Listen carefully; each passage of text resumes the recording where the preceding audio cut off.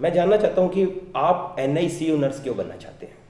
Good morning friends, welcome to PD classes. दोस्तों, आज हम आपके लिए सेशन लेकर आए हैं, वो बेस्ड है NICU नर्स के लिए। आई होप आज जो हम आपके लिए टेक्निकल क्वेश्चंस लेकर आए हैं वो आपके इंटरव्यू में, आपके रिटन एग्जाम में भी बहुत बेनिफिट देगा। हमने आपको नर्सिंग रिलेटेड वीडियो और डॉक्टर्स रिलेटेड वीडियोस अपने दोनों चैनल्स पर दे रखी है, पीडी क्लासेस और इंटरव्यू गाइड पर। उम्मीद है आप हमारे दोनों चैनल से spoken English, personality development, body language की वीडियोस देख रहे हैं और बहुत कुछ सीख रहे हैं। तो मोनिका, ये एक मॉक सेशन में आपको बताना चाहूंगा और सबसे पहले मैं आपसे जानना चाहूंगा NICU की फुल फॉर्म बताइए हमें आप। सर, NICU की फुल फॉर्म होती है न्यूनेंटल इंटेंसिव केयर यूनिट। और जो NICU नर्सेज हैं इनका वर्क प्रोफाइल बताइए। सर, इनका वर्क होता है प्री मेच्योर और न्यूबॉर्न बेबी को राउंड द क्लॉक उनकी केयर करना और उन पर टाइम पर दवाई देना, और उनके अगर पेरेंट्स अगर उनकी हेल्थ को लेकर पैनिक्स हो जाए तो उन्हें कंफर्ट फील कराना, और रिगार्डिंग एट दी होम और टाइम पर दवाई देना, और नए नए हेल्थ टेस्ट करना, और फैमिली को हेल्थ एजुकेट करना। ओके सर, इसके साथ साथ बताना चाहूँगी ये इन्फेंट्स की बेसिक नीड्स को भी कंप्लीट करते हैं, जिसे फीडिंग और changing the diapers. Okay, you mean to say कि एजुकेट भी करना फैमिली को कि कैसे केयर करनी है घर पे, और पेरेंट्स को पैनिक होने से बचाना, इसके साथ साथ जो इन्फेंट है उसकी राउंड द क्लॉक केयर करनी। Yes sir. वेरी गुड, बहुत अच्छा आपने बताया। चलिए आप मुझे ये बताइए कि NICU नर्स बनने के लिए क्या क्या रिक्वायरमेंट्स जरूरी है। सर, NICU नर्स बनने के लिए बैचलर डिग्री होनी चाहिए नर्सिंग में, और ICU का कम से कम 1 साल का एक्सपीरियंस तो होना चाहिए, वर्क एक्सपीरियंस, और CPR सर्टिफिकेशन से होना चाहिए। राइट। और इसके साथ बताना चाहूँगी रजिस्टर्ड नर्सिंग लाइसेंस होना चाहिए। Very good. और इंस्ट्रूमेंट्स जो भी यूज़ होते हैं उनकी नॉलेज होनी चाहिए। ओके सर, वो मधुभाषी होना चाहिए और बच्चों के प्रति उनका लगाव होना चाहिए। ओके। मोनिका, आप NICU नर्स क्यों बनना चाहते हैं। सर, मैं NICU नर्स इसलिए बनना चाहती हूँ क्योंकि मैं अपने नेचर में काफ़ी इमोशनल हूँ और मेरे बच्चों के प्रति काफ़ी लगाव है। और मैं अपने नाम के अनुरूप भी हूँ क्योंकि मेरा नाम मोनिका है और उसका नाम होता है एडवाइज़र। मुझे एडवाइस करना पसंद है, इसलिए मुझे लगता है कि मैं बच्चे के जो बीमार बच्चे के पेरेंट्स को काफ़ी एडवाइस कर सकती हूँ। और मैंने ICU में 2 साल वर्क भी किया है और मुझे उनमें यूज़ होने वाले इंस्ट्रूमेंट्स और सबकी नॉलेज भी है। ये तो बहुत अच्छी बात है भाई, अगर आपको नॉलेज है तो बहुत, ये तो बेनिफिट देगा। अच्छा, ये बता सकते हैं आप मुझे नियोनेटल नर्स में क्या क्या अपॉर्चुनिटीज होती है। सर, इसमें बहुत सी अपॉर्चुनिटीज़ होती हैं, जैसे नर्स मैनेजर और development care specialist, nurse specialist और NNPS बन सकते हैं sir. Very good. Neonatal nurse practitioner जो आप बोल रही हैं, तो स्कोप तो भाई बहुत अच्छा है यहाँ पर। तो क्लिनिकल नर्स स्पेशलिस्ट जो आपने बताया, डेवलपमेंट केयर स्पेशलिस्ट जो आपने बताया, और नर्स मैनेजर की पोस्ट भी ये लोग पा सकते हैं। चलिए, वेल एंड गुड है। चलिए मुझे ये बताइए, what type of equipments are used in NICU। Sir, BP monitor, heart monitor, temperature monitor, x ray, CT scan, MRI। Very good. जितने भी आपने इक्विपमेंट्स बताइए वो बिल्कुल सही है। इसके अलावा मैं अपने व्यूवर्स को बताना चाहूँगा कि पल्स ऑक्सीमीटर, नेसोगैस्ट्रिक ट्यूब जिसे एरोगैस्ट्रिक ट्यूब भी कहा जाता है, तो ये कुछ इंस्ट्रूमेंट्स हैं जो NICU में यूज़ होते हैं। चलिए, अब आप मुझे ये बताइए कि कोई मदर है, वो बहुत ही कमोशन क्रिएट कर रही है, वो शोर शराबा हो रहा है तो हॉस्पिटल के अंदर, तो आप कैसे मैनेज करेंगे। सर, सबसे पहले तो हम उनकी बात सुनेंगे कि वह किस रीज़न से ऐसा कर रही हैं। हो सकता है उनके बच्चे को काफ़ी प्रॉब्लम हो रही है, कूल एंड काम करेंगे और उनका पूरा सपोर्ट करेंगे। That's very good. Monica, what is RR in NICU। Sir, it is mean respiratory rate. Very good. और NICU में आप बच्चे का टेम्परेचर कैसे लेते हैं। सर, ये लेते हैं अंडर आर्म और in the bottom. Okay, very good. Axillary और रेक्टल, क्या आप ओरल ले सकते हैं न्यूबॉर्न बेबी का temperature. No sir, newborn baby का ओरल नहीं ले सकते। Very good. चलिए मुझे ये बताइए कि NICU में ब्रैडी किसे कहा जाता है। ब्रैडी। सर, ब्रैडी का मतलब होता है ब्रैडिकार्डिया। चलिए, it is bradycardia, slowing of heart rate usually to less than 80 beats per minute for a premature baby, जो ब्रैडी इन NICU। अच्छा, मुझे ये बताइए कि DSET क्या कहा जाता है। एक वर्ड होता है DESAT, तो NICU में DSET किसे कहा गया है। सर, NICU में DSET ऑक्सीजन लेवल को कहा गया, जिसमें ऑक्सीजन लेवल कम हो जाता है। ओके, मींस डाउनफॉल हो रहा है उसका। Yes sir. Okay, that is oxygen level कम होता जा रहा है। गुड। ओके, मुझे ये बताइए आप, SIDS इसकी फुल फॉर्म क्या होती है।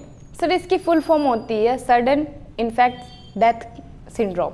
Okay, sudden infant death syndrome, it means unexpected infant death, जो अचानक बच्चे की डेथ हो जाना। अच्छा, मुझे एक बात बताइए कि ब्रेस्ट फीडिंग से क्या SIDS डिक्रीज हो सकता है? सर ये माइनर इन्फेक्शन है, इसमें बच्चे की सडनली डेथ हो जाती है। और इसमें ब्रेस्ट फीडिंग इन इन्फेक्शंस को, बैक्टीरिया को खत्म कर देती है, इसलिए बच्चे के लिए जरूरी है।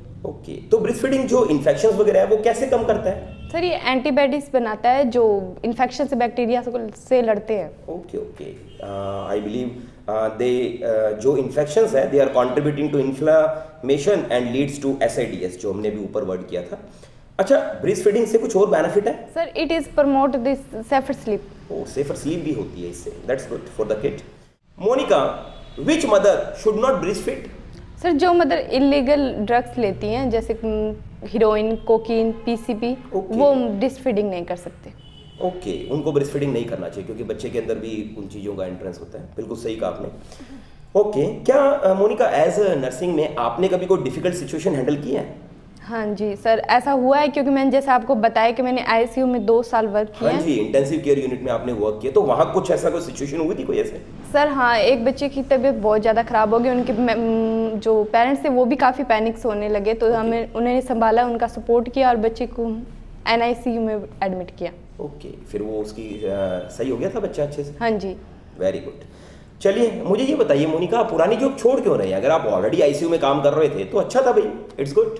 Sir it's for my betterment. Sir मैं बड़े बैनर में काम करना चाहती हूँ और मेरे को बच्चे से काफ़ी लगाव है, तो इस फील्ड में मैं बच्चों के लिए वर्क कर सकती हूँ ना। ओके मीन्स NICU में आपको न्यूबॉर्न बेबीज़ की केयर मिलेगी, जो आपने बताया ऑलरेडी कि आप एक इमोशनल पर्सनालिटी।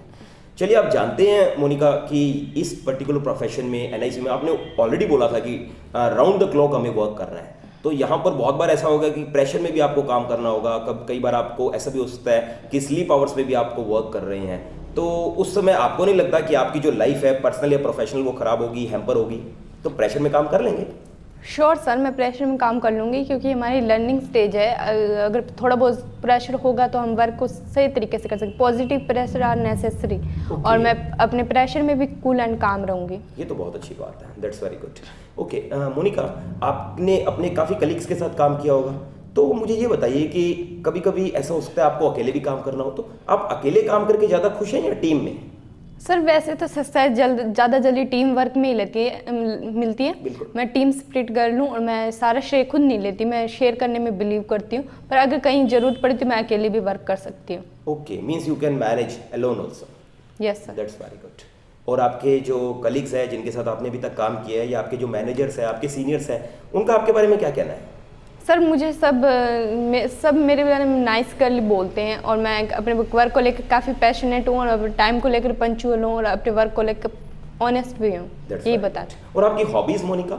सर मेरी हॉबीज़ है बुक रीडिंग करना और गेम्स खेलना।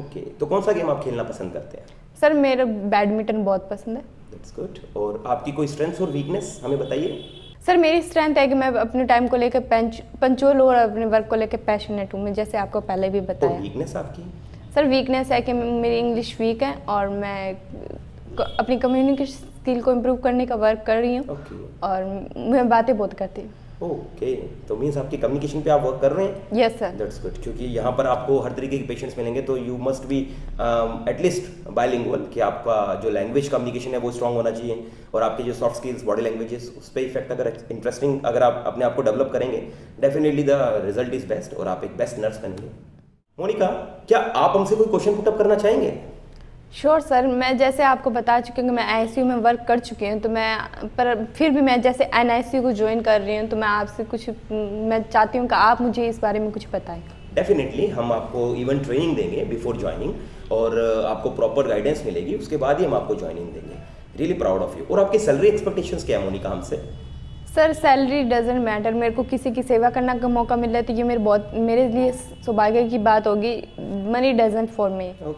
तो हम अपने व्यूवर्स को कहना चाहेंगे दोस्तों कि बहुत से हमारे स्टूडेंट्स ऐसे जो अपना करियर नर्सिंग में बनाना चाह रहे हैं, चाहे वो ICU में हो, चाहे वो NICU में हो, तो हम अपने व्यूवर्स को बताना चाहेंगे कि दोस्तों यहाँ पर बहुत से मेरे स्टूडेंट्स ऐसे जो नर्सिंग में अपना करियर बनाना चाहते हैं, और हो सकता है इंटेंसिव केयर यूनिट्स के डिफरेंट डिपार्टमेंट्स में जाना भी चाहते हैं, और जिस तरीके से मोनिका का इंटरेस्ट मोनिका ने दिखाया रिगार्डिंग NICU मोनिका, तो मैं यहाँ पर अपने व्यूवर्स को लास्ट में एक टिप जरूर देता हूँ कि हमारा वीडियो अगर आप आखिरी तक देखते हैं तो लास्ट में हमारे वीडियो में एक टिप आपको जरूर मिलता है। और आज का टिप बहुत इंटरेस्टिंग है दोस्तों।